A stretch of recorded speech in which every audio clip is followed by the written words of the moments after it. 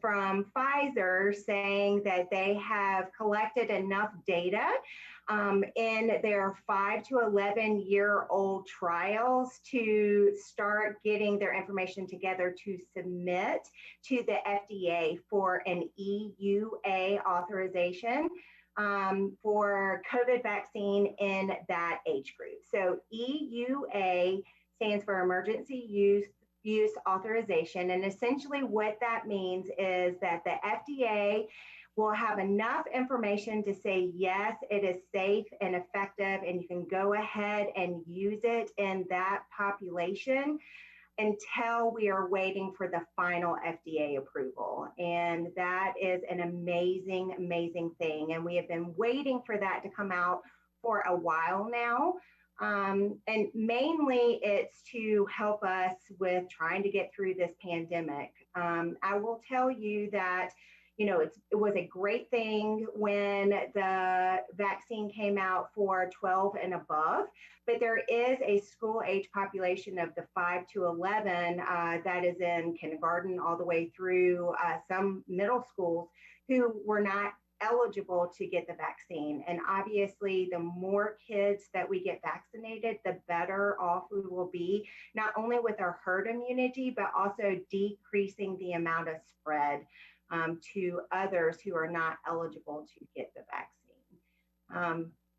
They are looking at having this information gathered and hopefully submitted by the end of September. So in the next couple of weeks. And then obviously the FDA will look at all of the information and determine whether or not they are going to grant the EUA. I highly suspect that they will. And so sometime in October, hopefully by Halloween, we will be able to get those 5-year-old to 11-year-olds vaccinated against COVID. I know here in the medical world, we are, especially in the Children's Hospital, so excited about this. It will help out tremendously.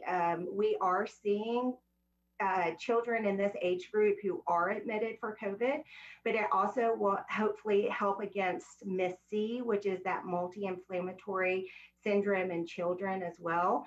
And again, even if 5-year-old to 11-year-olds don't necessarily have a severe illness, it helps from us spreading it to others who might have a severe illness. So with that, I would love to take any questions you might have. Dr. Birch, did you say that how long did you think it was going to take before it happens? So hopefully it'll be all submitted, the data into the FDA by the end of this month, so September. And then obviously they will have to meet and make a decision on whether or not they will grant, they being the FDA will grant the EUA, which I suspect that they will pretty quickly. So hopefully it'll be rolling out sometime in October. Now, remember, this will be a 2-dose series, just like everyone else. So you would get the first dose, and then several weeks later, you would get the second dose. You're not considered fully immune until you are 2 weeks after that second dose. So hopefully by Halloween, we will have kids that are immune to COVID. All right, questions? Please put them in the chat if you have a question.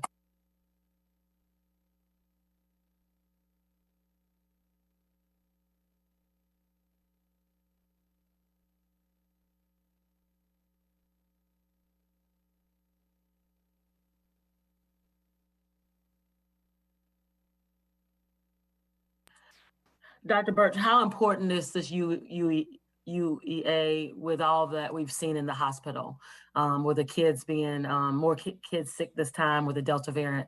How important is this to us?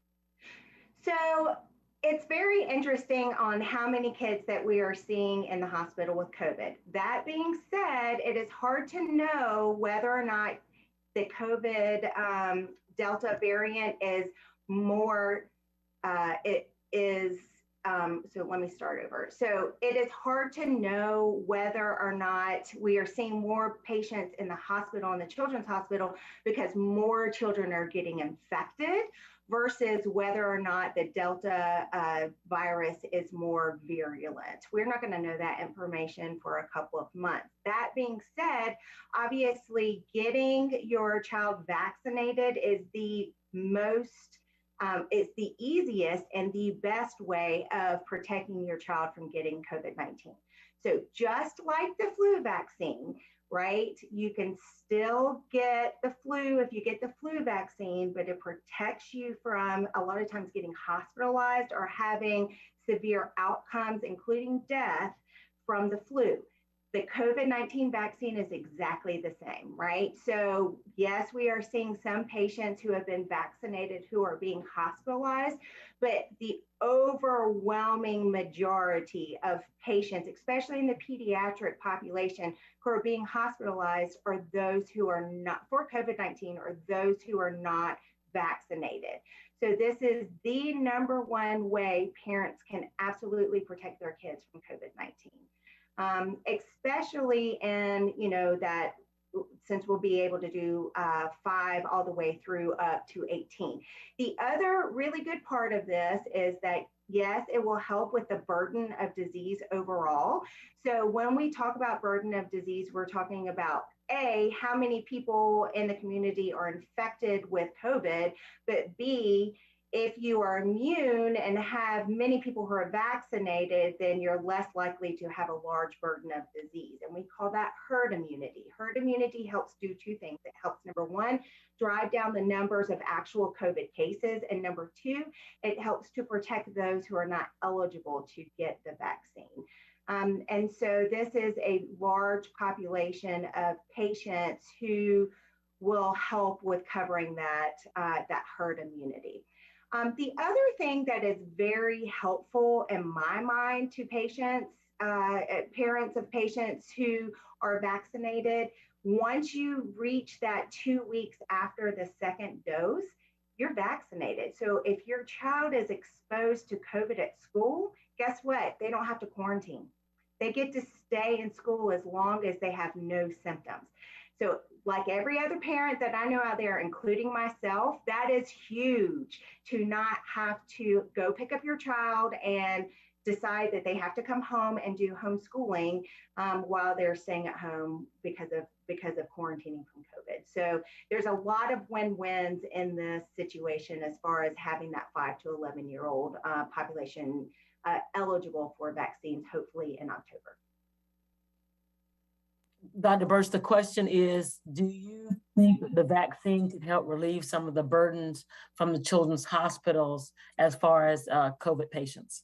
Yeah, so that's just tying back into my last statement that yes, it will help. So the Children's Hospital obviously is seeing many different infections and other reasons for the children to be admitted to the hospital.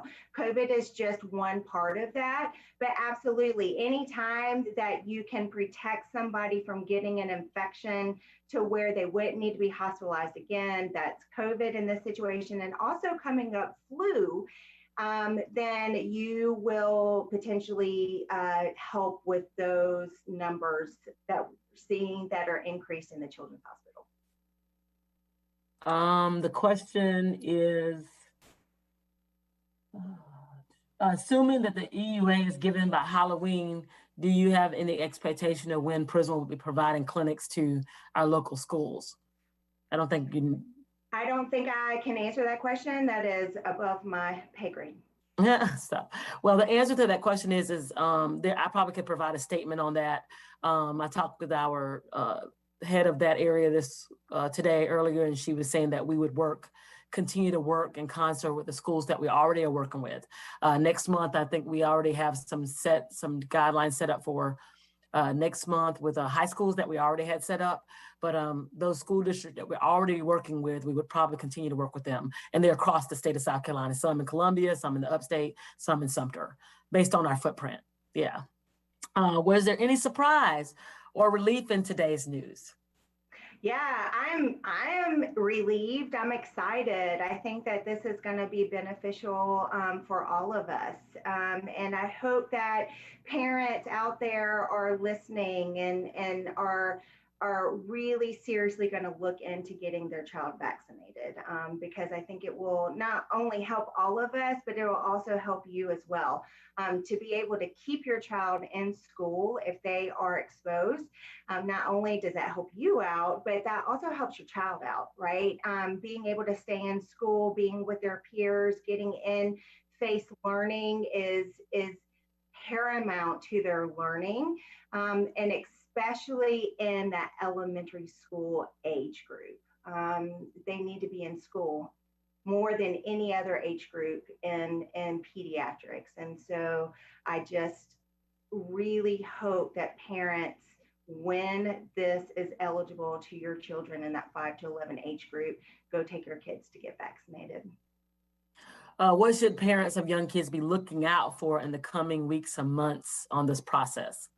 Well, I think that the big thing is just to make sure that you are staying in touch with a primary care physician. As soon as the vaccine comes out, you can figure out if your primary care physician will be providing the vaccine, to their patients. And if not, then just like anywhere else, I'm sure that there will be many different places other than your primary care physician where your child can get vaccinated.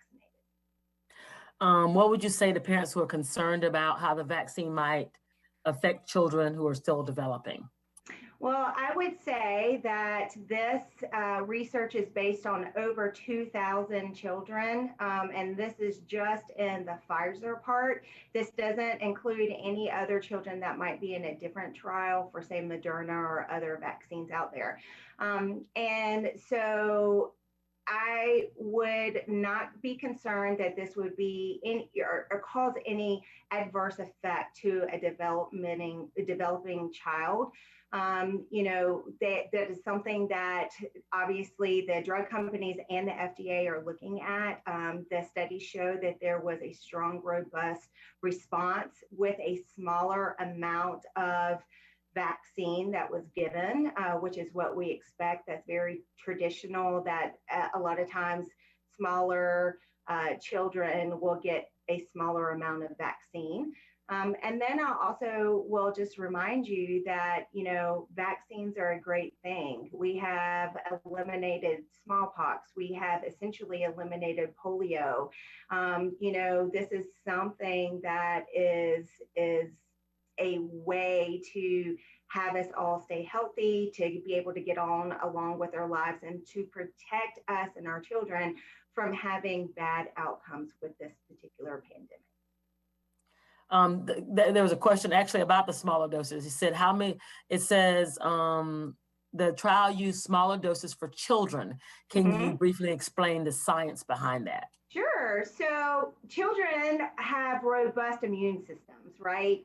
They are going to school. They're seeing a lot of different viruses and bacteria out there, but they're also growing as well. So smaller children, and even adolescents, a lot of times will have robust reactions, not the right word, but robust responses to the vaccines that we have. And so we obviously have to find a right amount of vaccine that offers a good amount of immunity, but doesn't cause too much robustness in the response that the child has. Because we know that our immune system, when we make antibodies towards things, we can have fever, we can have aches and pains, and all of those kind of things that you can see with different vaccines. And so obviously we don't want to give them a large amount of vaccine if they're going to have a huge immune response. It will just make them feel better, and there's no reason to do that, right? So if you give them the smaller amount and they make just as much antibodies as, say, a 65-year-old does who got the full amount, then all things are equal as far as protection of the person. Good. She said that how many children were a part of the trial and what were some of the side effects, or do you know, found in children? So the information has not been published. It is just now coming together and will be sent to the FDA. I will tell you that there's over 2,000 children. I think it's somewhere around 2,200. I don't know the exact number. But as far as side effects, I would think that they would be just your common side effects that you would see from any immunization and what the adults are particularly seeing with COVID, right? Vaccine. So that's maybe some fever, a sore arm, maybe not feeling good for a couple of hours to a day after getting the vaccine. But I specifically can't comment on any one particular side effect because that information is not known yet. Dr. Birch, we had talked a little bit about, it says, how long was the trial for children? Do you know, Dr. Birch?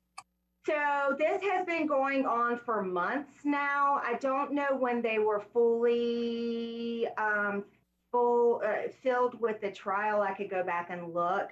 It is less than a year though. But anyway. Dr. Birch, what about I know that this is the 5 to 11-year-olds. What would you say to the parents out there who have those 12-year-olds and above who still haven't gotten vaccinated? What would you say to them? Please, please, please, please go get your child vaccinated. I am telling you, especially with the adolescents, we are the majority of the patients, actually almost all the patients that we are seeing who are hospitalized in the pediatric hospital. So this is both in Greenville, this is in Columbia, this is also in Charleston, and in the PD in Florence. Overwhelmingly, the majority of the patients who are hospitalized for COVID are not vaccinated. It is the number one way you can protect your child from COVID, number one, and number two, having bad outcomes with COVID. Just like in adults, patients who have immunocompromised states or they have underlying conditions such as obesity, diabetes, et cetera, have a higher chance of being hospitalized, but we are seeing normal kids hospitalized with COVID as well. All right, that was my final questions. Any other final questions, you guys? I think I answered them all. I'm just reading back through Dr. Birch to make sure that I did. I think that's all. Any final thoughts, Dr. Birch? I don't think so. Thanks everybody for doing this story, just trying to get the information out there. We appreciate it, and looking forward hopefully to getting over this soon with the help of vaccinating this age group. So I don't think anything else. Anything for you? No, you're good. Thank you. Thank you everybody for jumping on. If anybody didn't get the recording, let me know and I can send it to you. Thanks. Bye. Okay. Thanks. Bye.